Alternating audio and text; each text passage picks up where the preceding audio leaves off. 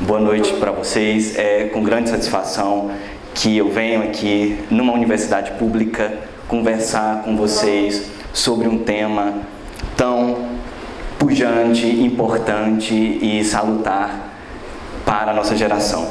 Eu tive também a honra de estudar numa universidade pública, a Universidade de Brasília, e continuo um franco possuidor de fé na função social da universidade pública, nesse ambiente de politização, nesse ambiente de liberdade de expressão, nesse ambiente de descobertas e principalmente nesse ambiente de democracia.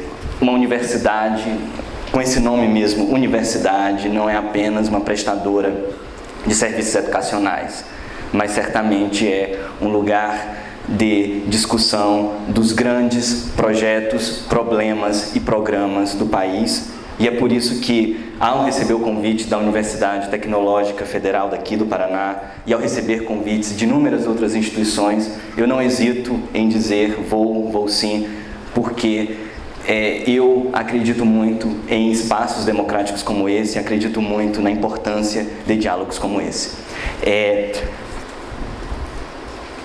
Todos vocês terão aqui da universidade a possibilidade de serem extremamente bem-sucedidos nas suas carreiras profissionais, individuais, mas eu só peço uma coisa a vocês quando saírem daqui: não esqueçam da universidade e principalmente não esqueçam de devolver à sociedade o investimento que está sendo feito aqui em vocês hoje, não apenas como profissional, não apenas como engenheiro, matemático, professor, mas como cidadão e certamente pessoas que participam do processo político.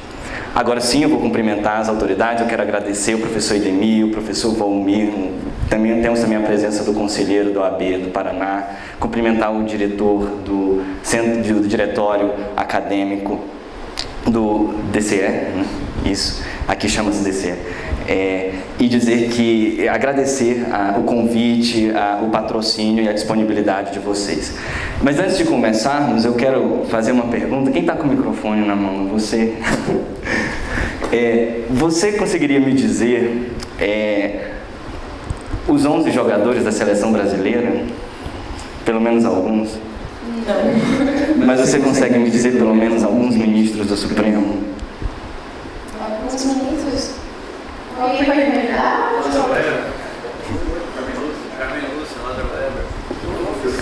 Vamos lá, Carmen Lúcia, Rosa Weber, Toffoli, quem mais? Lewandowski. Mas o que eu quero chamar a atenção é que parece que hoje é mais fácil encontrar alguém que sabe o nome dos 11 ministros do Supremo do que o nome dos 11 jogadores atuais da seleção brasileira. E isso é muito sintomático sobre o momento que nós passamos de judicialização da política. Os juízes hoje têm nome, os juízes hoje têm rostos, os juízes hoje têm fama.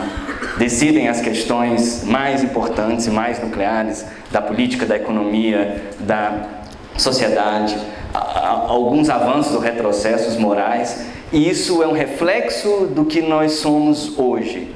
Uma sociedade com um sistema político extremamente desacreditado, um sistema político fragmentado. Nós temos hoje 35 partidos políticos no Brasil, 25 deles com representação no Congresso Nacional.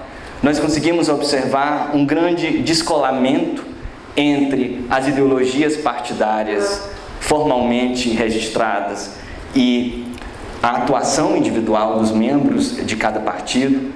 Nós conseguimos observar um executivo com dificuldades de executar políticas públicas, um legislativo com dificuldade de legislar e trazer avanços na legislação, e, ao mesmo tempo, o judiciário se tornando desaguadouro dos conflitos sociais e políticos. Eu não tenho orgulho disso. Não acho que esse é o caminho natural do processo democrático, do processo político, mas nós vamos discutir aqui alguns desses aspectos. Alguns teóricos falam, inclusive, que nós hoje vivemos o que se chama de juristocracia, não mais uma democracia, em que o judiciário se tornou o superego de uma sociedade complexa, de uma sociedade caótica, de uma sociedade incoerente, uma sociedade que não se entende mais. Nós somos a sociedade da crise. Nós estamos constantemente em crise. Crise econômica, crise social, crise política, crise penal. Hoje você encontra um colega e pergunta: como vai fulano? O colega já tem uma certa dificuldade de falar estou bem, porque sempre nós estamos pensando num problema. E parece que nós incorporamos isso nas nossas vidas profissionais, na nossa vida social e também na nossa vida pessoal. Nós somos a sociedade da crise, a sociedade que nunca está bem, a sociedade que só enxerga problemas, mas não consegue pensar coletivamente em soluções. E estudando esse tema, pelo qual eu sou extremamente fascinado, estudei isso no meu mestrado na Universidade de Harvard, eu tive duas perplexidades que para mim foram marcantes. A primeira delas é que a judicialização da política é um fenômeno extremamente global. Não é apenas uma jabuticaba brasileira. Se você vai aos Estados Unidos hoje, se você vai à Europa hoje, se você vai na África do Sul, se você vai no Sudeste Asiático, se você vai nos outros países da América Latina, você encontrará o judiciário hipertrofiado, decidindo grandes questões políticas e econômicas. E essa judicialização envolve não apenas aspectos da megapolítica, como nós vimos recentemente no Brasil, em que o Supremo Tribunal Federal praticamente sacramentou todos os passos do processo de impeachment, dizendo os procedimentos que eram legais ou ilegais, o que estava de acordo com a Constituição, ou quando o Supremo Tribunal Federal também sacramentou ou impediu a nomeação de ministros por parte do presidente da República neste mandato e em outros casos. Essa é a intervenção na megapolítica. Mas nós vemos também a judicialização da política no nosso dia a dia. Nós temos hoje a judicialização da saúde, em que os executivos federal, municipais e estaduais já gastam ao todo 7 bilhões de reais por ano no cumprimento de decisões judiciais relativas à tutela de saúde. Aqueles casos simples de fornecimento de medicamentos, de internação em UTIs, aquele velho caso que um vizinho seu teve, que precisou de um atendimento médico hospitalar, precisou fazer um exame, mas a rede pública não conseguiu atender, então você vai e leva ao judiciário aquela ação, porque quer que o Estado forneça para você aquilo que a Constituição garante como seu direito. E temos, mais recentemente, a última fronteira da judicialização da política, que é o direito penal. Hoje nós vivemos numa situação, num sistema político de A a Z, de todas as matizes ideológicas, tão sistemicamente corrompido, que a sensação que se tem é que para se entrar hoje para se galgar certos cargos na política, independentemente da sua ideologia ou do partido, você precisa jogar certas regras do jogo que são sujas. E não falo isso de lado A, falo isso de lado B, isso é geral, sistemático. E quando você vê que o problema não é só de A, de B, de cicrano ou de fulano, mas o problema é extenso e global, você começa a perceber que isso não é apenas uma falha de A ou B, mas também uma falha do sistema que cria incentivos ou desincentivos para determinados tipos de conduta. E criamos uma fé falsa de que o direito penal vai salvar a sociedade ou de que vai limpar a política, quando, sinceramente, eu não acredito que a política possa ser limpa por esse tipo de instrumento, embora acredite sim que a lei que está na Constituição, feita pelos nossos legisladores e pelos nossos constituintes, precisa ser cumprida. Além disso, é um fenômeno que atinge todos os tipos de democracia. Democracias liberais, democracias sociais, democracias conservadoras, democracias progressistas. Na África do Sul, a Corte Constitucional, na década de 90, garantiu a todos os portadores do vírus HIV um tratamento digno para aqueles que estavam já em estágio avançado, já com manifestações do vírus, já estavam manifestando a AIDS. Na Argentina e na Colômbia, casos idênticos ao do Brasil de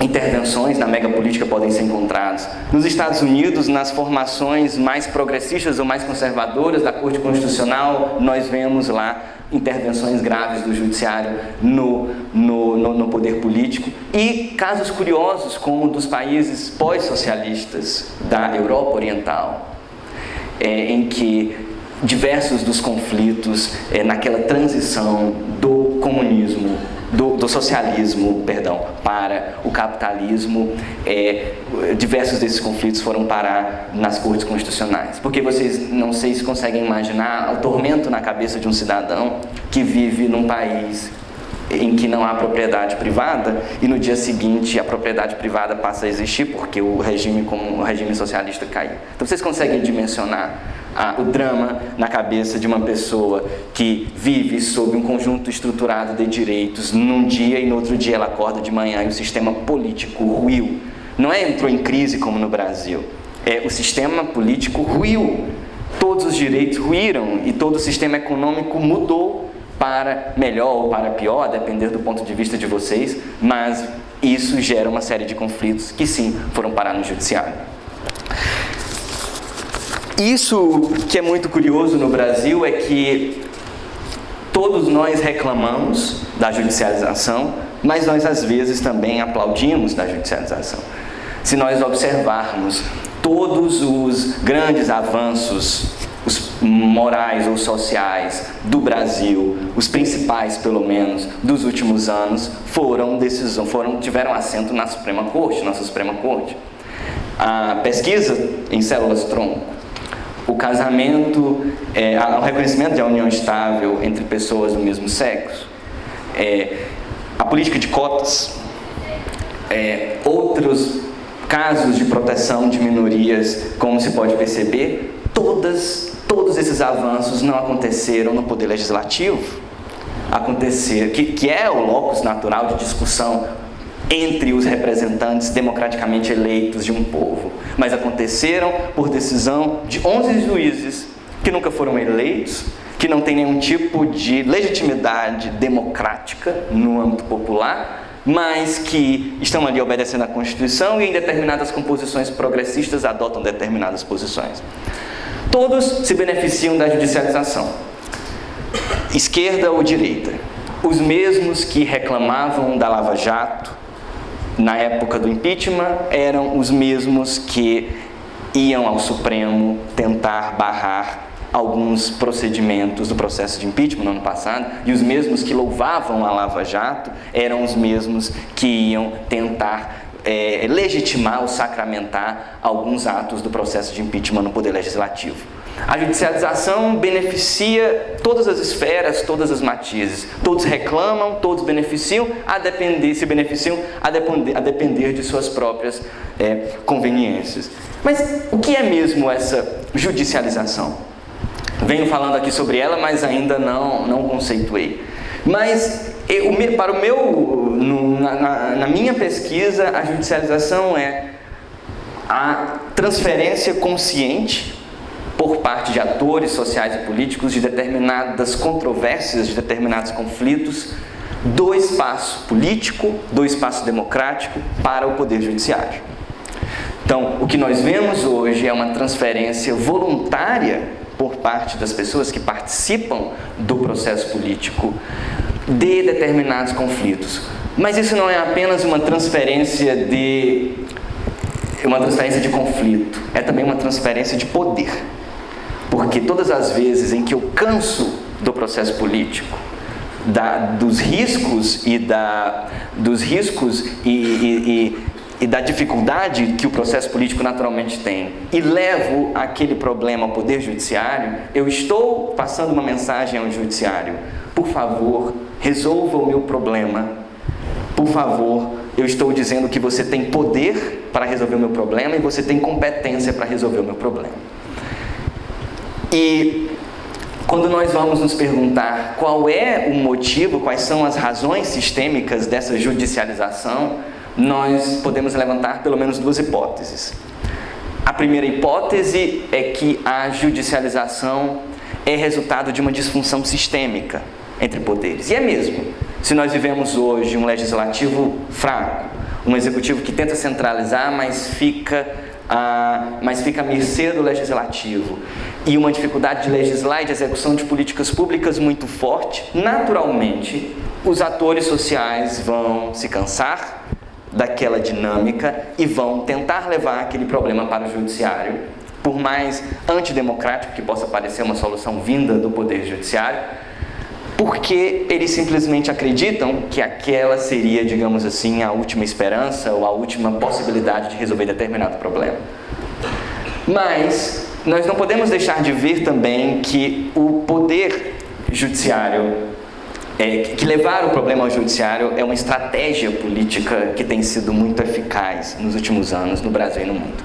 Vamos imaginar a seguinte hipótese. Nós tivemos a PEC dos gastos públicos, que foi inclusive a primeira oportunidade em que eu conversei com vocês por videoconferência, e acabei criando um laço muito bom com essa universidade. Mas imagine que, em decorrência da PEC dos gastos públicos, o orçamento da universidade caia pela metade. Projetos de pesquisas terão que ser cortados, bolsas de monitoria vão ser cortadas. O que vocês fariam como estudantes, como professores, como membros da comunidade acadêmica? Recorreu no judiciário. O que faz parte dessa briga? Vale tudo, né? Mas me deem algumas ideias. Ninguém quer falar? Ocupar a universidade, ok? Chamar a atenção da sociedade para isso. Uma tática de desobediência civil, né? Em que você em que você entra em determinados espaços públicos para gerar uma espécie de inquietação na sociedade e nos membros da comunidade acadêmica e chamá-los a atenção para aquele problema. O que mais que vocês fariam?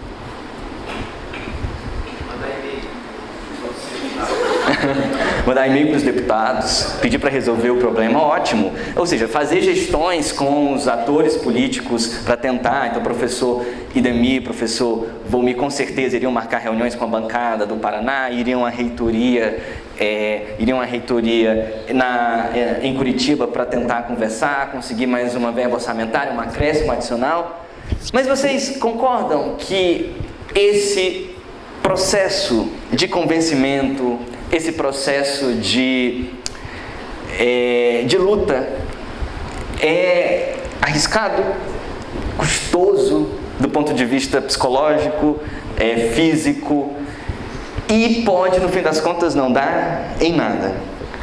Às vezes é melhor nós transferirmos a responsabilidade pelo êxito ou pelo fracasso daquela questão, daquela luta, ou pelo menos a impopularidade de um eventual não dar certo, para um outro órgão. E é por isso que a judicialização da política se tornou numa estratégia muito eficaz de minorar riscos e de atalhos também para se obter a concretização de direitos. Tem um caso interessantíssimo que aconteceu em Brasília nos últimos anos, que os movimentos sociais LGBT estavam tentando uma audiência com o ministro da Saúde, porque eles estavam num movimento fortíssimo para que as pessoas que desejassem mudar de sexo tivessem a sua cirurgia custeada pelo SUS. E o ministro da Saúde, à época, fugindo dos movimentos sociais, porque embora até fosse favorável pessoalmente aquele pleito, estava meio receoso da repercussão social de uma decisão daquela, e além disso estava preocupado com os custos, pensando assim, o SUS às vezes não consegue garantir uma insulina para o diabético, será que isso já não seria um plus? Isso depende do ponto de vista de cada um, mas esse era o pensamento dele. E os movimentos sociais estavam tentando, de todas as formas, conseguir conseguir essa audiência com o ministro da Saúde, não conseguiam. Resultado, eles resolveram judicializar a questão. Conseguiram, por meio do Ministério Público Federal, que ajuizassem uma ação civil pública na Justiça Federal do Distrito Federal, e o pedido era obrigar o governo federal, a partir de agora, a fornecer cirurgia de mudança de sexo para todas aquelas pessoas que não tivessem condição de arcar. 2 dias depois, o ministro da Saúde liga para os movimentos sociais e fala: eu vou receber vocês. E aí, recebeu e iniciaram as gestões para a implantação dessa política. Recentemente, pesquisas empíricas, dando um outro exemplo para vocês, pesquisas empíricas comprovaram que indústrias farmacêuticas estão se utilizando de ações judiciais para introduzir medicamentos novos no mercado. Como é o modus operandi das indústrias farmacêuticas? Nós começamos a perceber que existiam várias ações judiciais pedindo medicamentos para pessoas doentes, mas eram pessoas muito pobres que eram patrocinadas por escritórios caríssimos de São Paulo.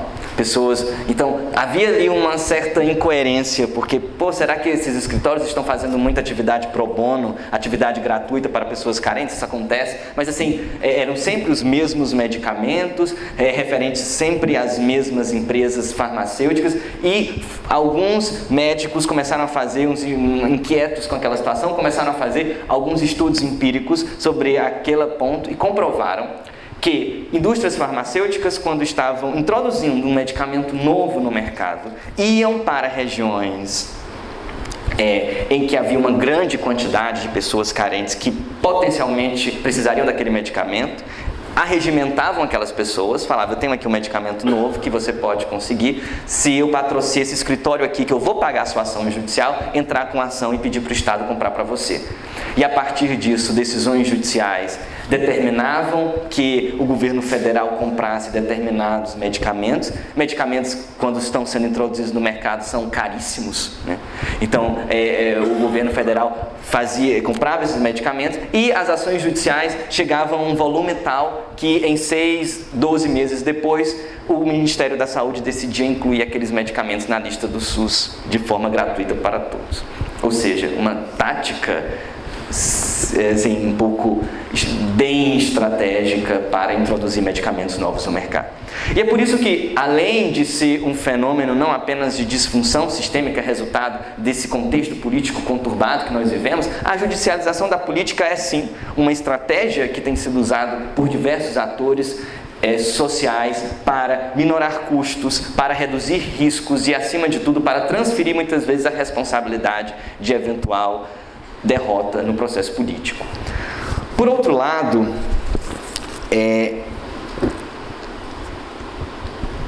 nós podemos extrair daí 2 teses. A primeira é essa que eu falei, a redução de riscos, mas por outro lado é uma constatação gravíssima, porque retirar temas prematuramente do processo político e colocá-los dentro do poder não democrático do Estado, isso empobrece muito a democracia.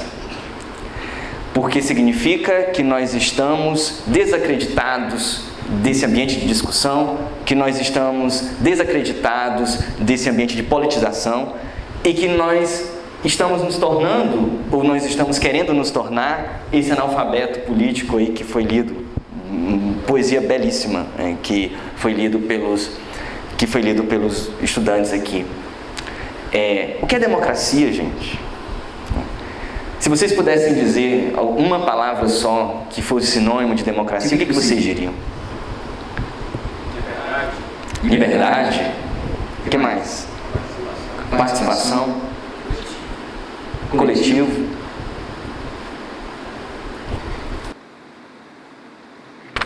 O que mais?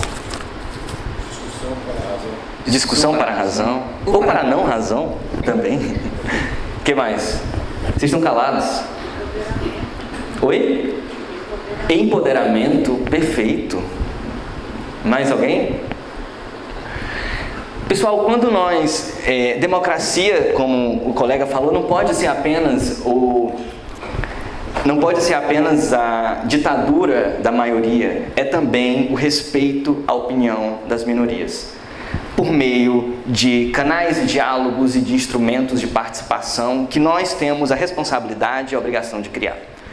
Todas as vezes que nós retiramos prematuramente um tema do processo político e colocamos dentro do judiciário, nós estamos empobrecendo a democracia, nós estamos desacreditando do processo político e nós estamos desacreditando de nós mesmos como pessoas que podem ser capazes de construir soluções consensuais, pessoas que podem ser capazes de construir soluções que sejam dinâmicas e bem mais construtivas e efetivas para os nossos problemas. Nós estamos pedindo a um terceiro estranho que resolva um problema que ele não conhece, do qual ele nunca ouviu falar, e que muitas vezes esse estranho está completamente distante da realidade, daquele problema com o qual ele se depara. Eu não estou dizendo que o judiciário não deve intervir em nenhuma das situações. Pelo contrário, existem hipóteses sim, que o judiciário deve dar respostas, como em muitas vezes deu, deve dar respostas salutares, respostas enérgicas para determinados conflitos. Mas nós, como atores sociais, nós deveríamos apenas procurar o judiciário quando realmente esgotadas todas as possibilidades de solução democrática de um determinado problema. Procurar o judiciário se somente se houve uma profunda ilegalidade ou violação, e não apenas porque nós não aceitamos o resultado de um determinado processo. Porque aceitar derrotas, por exemplo, faz parte do processo. Nós podemos crescer com elas. E isso tudo me faz, essas provocações todas me fazem ter algumas aspirações para o futuro, e que são aspirações que eu trago para vocês. Acima de tudo, a primeira delas é que nós devemos investir no diálogo político. Esse ambiente de diversidade da universidade. Nós estamos aqui para resolver problemas, não geralmente para competir. Nós temos inúmeros problemas e nós temos que aprender a olhar além do véu e aprender a ver na realidade quais são os elementos críticos que estão ao nosso redor. E além disso, nós temos que nos perguntar como que nós poderemos engajar os atores políticos para que eles participem da democracia. Aqui nós estamos numa universidade pública e, como qualquer universidade pública, tem inúmeros problemas estruturais, inúmeros problemas sistêmicos, inúmeros problemas comunitários, e nós temos que nos questionar até que ponto nós estamos engajando todos os estudantes para que eles estejam aptos ou ávidos a discutir e a resolver os problemas. Ou até que ponto nós estamos transformando política estudantil apenas em uma disputa de espaço político entre determinados grupos ou entre determinadas ideologias, ou então quem faz a festinha mais legal.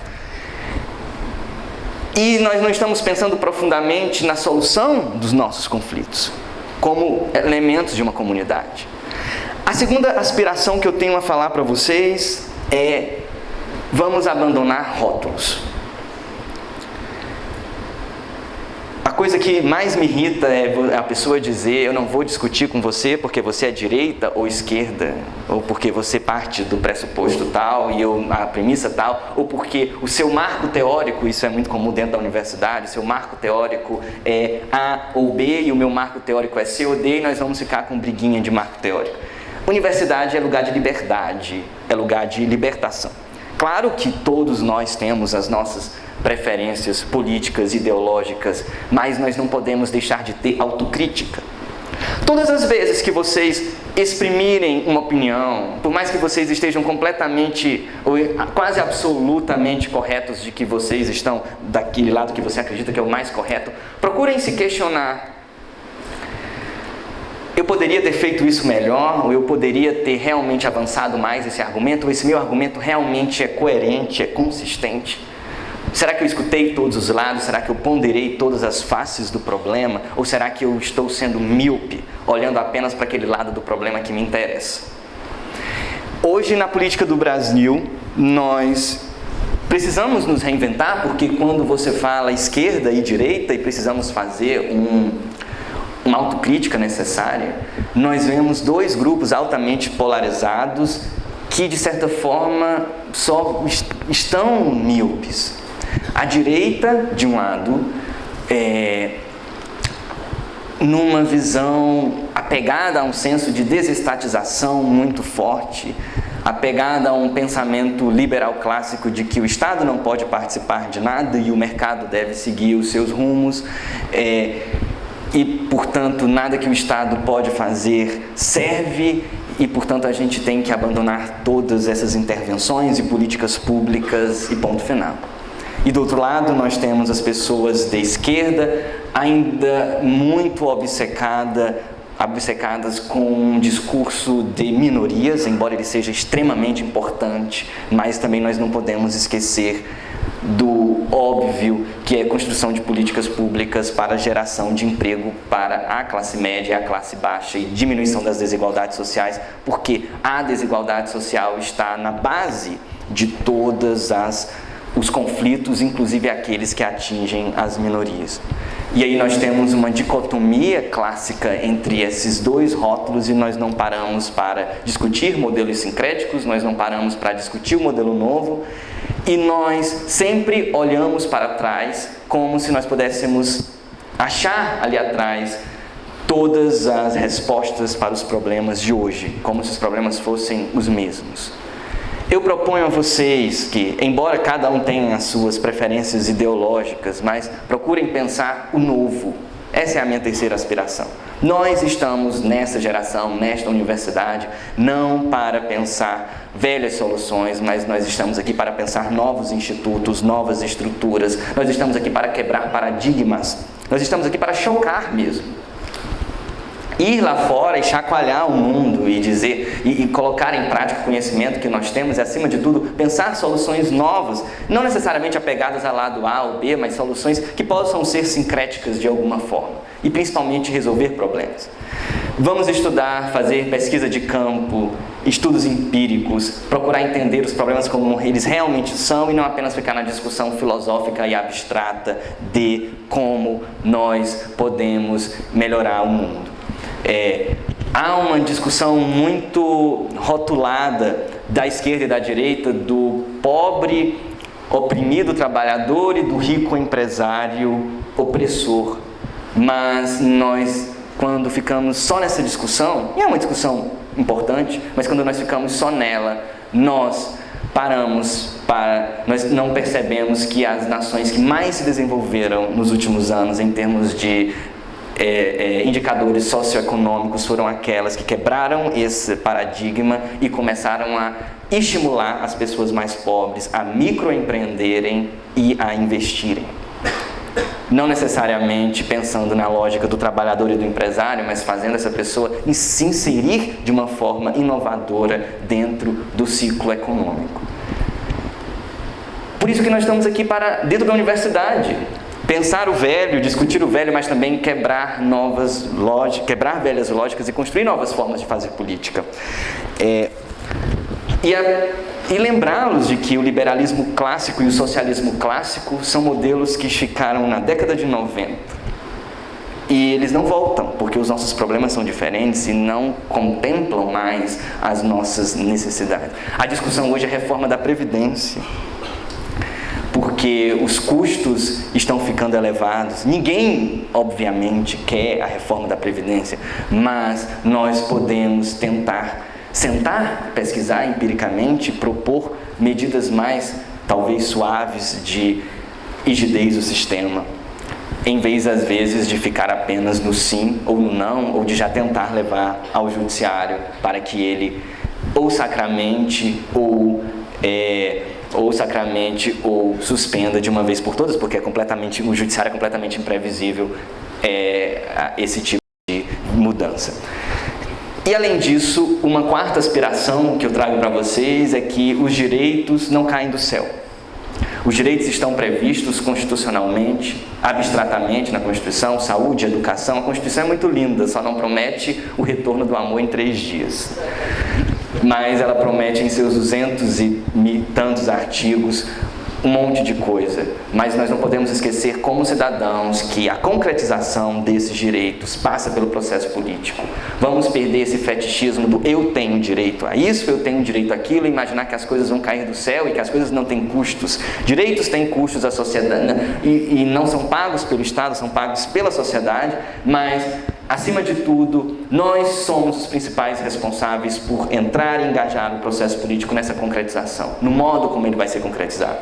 Se eles estão mal concretizados ou se eles estão bem concretizados, isso é da nossa responsabilidade. E se no Brasil hoje há uma série de direitos que estão completamente mal concretizados, não tenham dúvidas de que a culpa é nossa em relação a isso.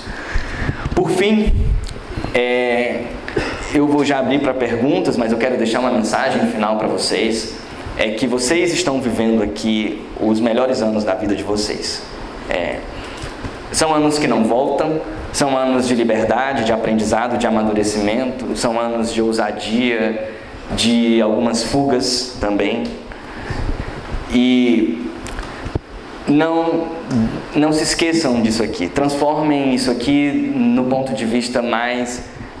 transformem isso aqui na experiência mais edificante possível, não só de aprendizado técnico, porque isso já faz parte do pacote, mas de interação, de diálogo, de politização, de encontrar o lugar de vocês no mundo, como cidadãos, como seres políticos. Não saiam daqui analfabetos políticos, pelo amor de Deus. Porque nós somos a geração, nós somos o futuro hoje. Não olhemos mais para trás, achando que nós vamos encontrar todas as soluções lá, como se o passado e o futuro pudessem se reconciliar em algum ponto da linha de tempo, mas nós sabemos que isso não seria possível nem sob a lei da relatividade. O futuro é o futuro é hoje, e os problemas estão aí para nós resolvermos. Se libertem dos marcos teóricos, se libertem dos rótulos, se libertem das ideias preconcebidas, sejam extremamente autocríticos, sejam extremamente críticos em relação uns aos outros, questionem-se, se autoquestionem e, acima de tudo, participem, porque isso aqui é a essência, é o núcleo do pensamento comunitário, do pensamento de comunidade. Se vocês saírem daqui com um senso de comunidade, de participação social, de participação política fortes, eu acho que a sociedade fez um bom trabalho de ter investido em vocês nessa universidade pública. E, acima de tudo, se ao final na vida tudo mais der errado, e pode ser que dê errado, porque o que vale é o processo de aprendizado, não necessariamente o resultado. O resultado pode ser A ou B, algumas coisas vão dar errado, algumas coisas vão dar certo. Pelo menos Fernando Pessoa já se lamentou pela gente naquele poema Tabacaria. Não sou nada, nunca poderei ser nada, mas tenho em mim todos os sonhos do mundo. Muito obrigado.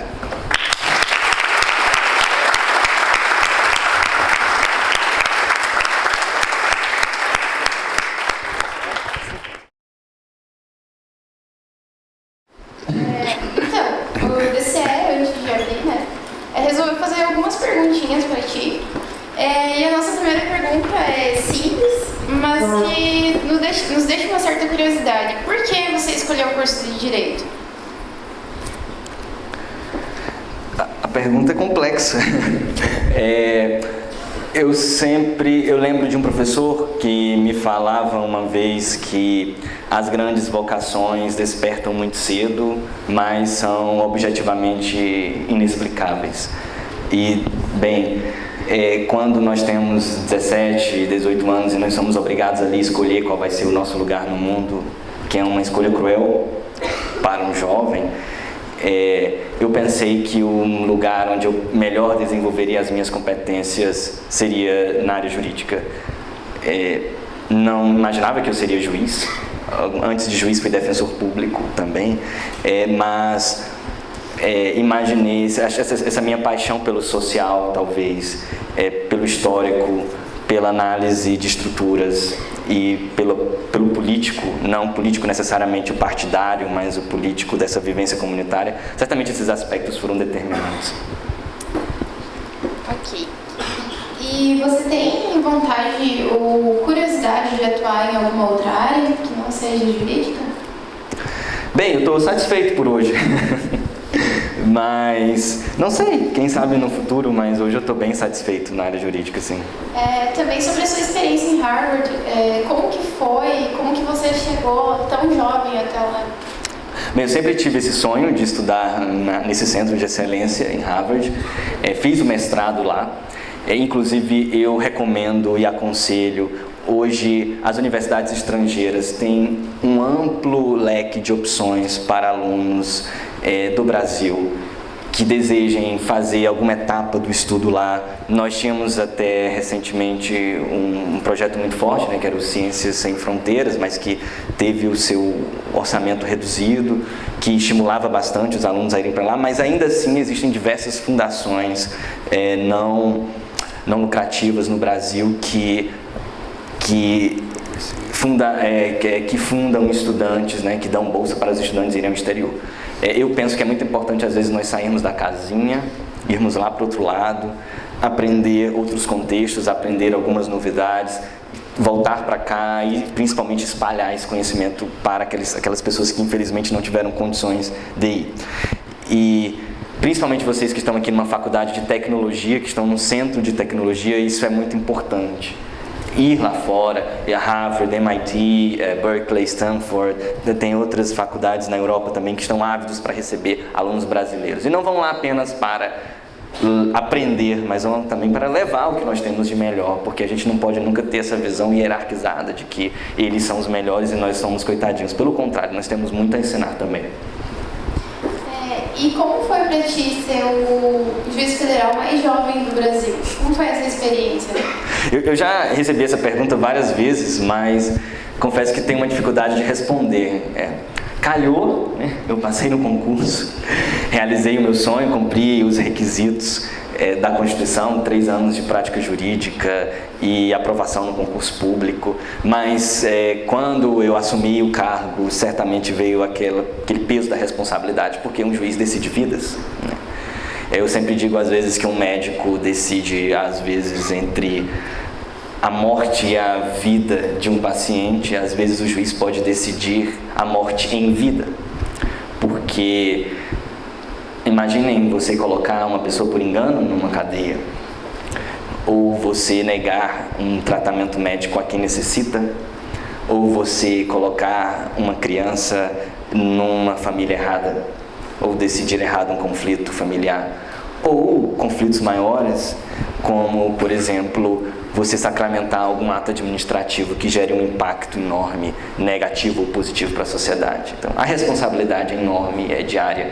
Eu sempre brinco que eu nunca mais consegui dormir direito, porque sempre que eu vou para casa, os casos vão com você, os personagens vão com você, e quem milita na área jurídica sabe desse peso. Tentei levar com muita humildade, como tudo que faço na vida, aprendendo com os mais experientes, procurando também fazer um trabalho sério, honesto, estudar bastante, observar bastante. Pelo menos até agora tem dado certo.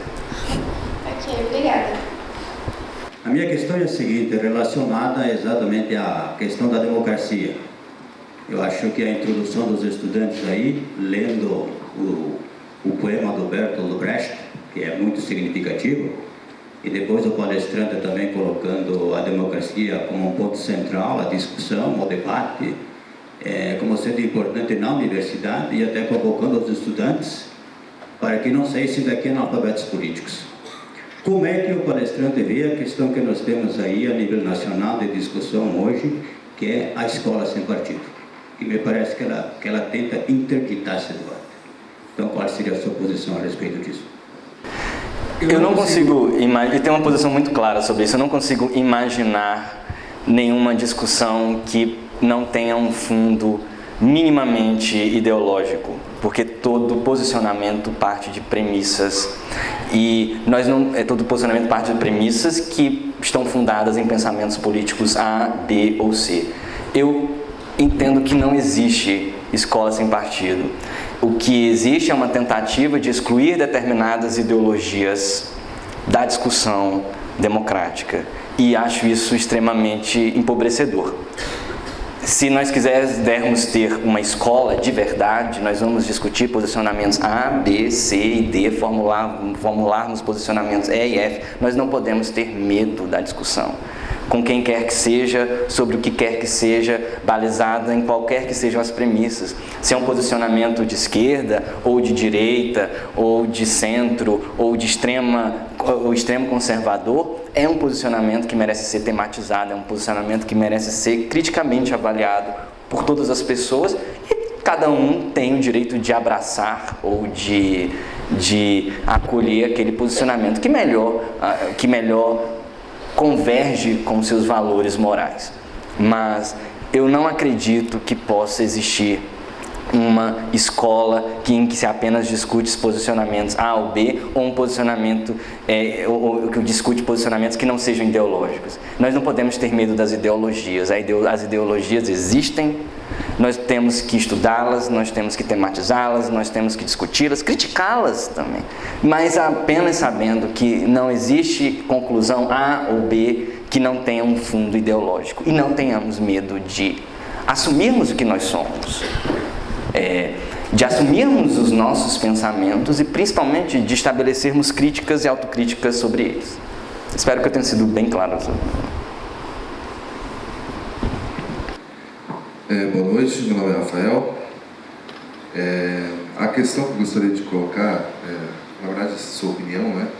Você coloca a questão da judicialização da política, né, e o seu problema até que isso ocasiona, quando você coloca o exemplo da judicialização da saúde, né, mas aí eu também não vejo tanta alternativa para o cidadão que se vê refém muitas vezes, principalmente em nível municipal, né, onde é o primeiro contato imediato com as políticas públicas, né, que se vê refém às vezes de gestões, de administrações ou de projetos de desenvolvimento municipal que não contemplam de fato as garantias constitucionais, né? E aí às vezes eu vejo que qual seria uma solução para isso, né? E aí já emendando, o inverso da judicialização da política, né, no sentido de quão prejudicial é o que a gente tem visto hoje da politização do judiciário, principalmente a partidarização do judiciário, que tem sido escrachada no nosso país, né? Os efeitos negativos que isso vem também, eu posso dizer, comprometendo a nossa democracia, comprometendo os direitos constitucionais também, por conta da partidarização do judiciário, né? Gostaria que você pudesse comentar a respeito também. Esse ponto que você tocou, como é teu nome? Rafael, da saúde, é interessante porque as pessoas mais humildes realmente se tornam refém de um serviço público que é mal prestado e, por vezes, elas se veem completamente sem solução a não ser entrar no Poder Judiciário. Nesses casos, eu penso que o Poder Judiciário pode assumir uma função inovadora de tentar devolver o problema para o Poder Executivo, mas tentar devolver o problema de uma forma resolutiva, de uma forma a solucioná-la. Mas deixa eu te contar um caso para poder exemplificar melhor. Veja, assim, olha a situação que aconteceu em Brasília. Uma pessoa ajuizou uma ação porque precisava de um leito de UTI, estava doente, precisava de um leito de UTI, procurou em todos os hospitais públicos e não havia nenhum leito de UTI disponível. Ajuizou uma ação, o juiz deu uma decisão liminar, determinando que qualquer hospital público fornecesse um leito de UTI. Então, quando isso acontece, vai um oficial de justiça, que é um servidor do Poder Judiciário, com a ordem do juiz num papel, e vai a todos os hospitais públicos da região tentar encontrar um leito de UTI. Até que o chefe do hospital, diretor de um hospital, aborrecido com a situação, falou assim: olha, eu sei que decisão judicial tem que ser cumprida, é obrigatória, mas eu tenho aqui 10 leitos de UTI e os 10 leitos estão ocupados. Então você, por gentileza, volte ao senhor juiz e peça que ele me diga quem que eu vou ter que tirar aqui do leito para colocar o paciente. Mas eu ressalto que todos esses 10 pacientes que estão aqui estão em situação bem mais grave do que a pessoa que está na ação judicial. Então, assim, o problema da judicialização da política, ele descortina alguns aspectos bem mais graves do que a gente pensa, especialmente nos impactos em relação a terceiras pessoas que estão sendo beneficiadas ou que podem ser beneficiadas de um determinado direito. Não é apenas o Estado não fornece, você vai lá e o judiciário manda.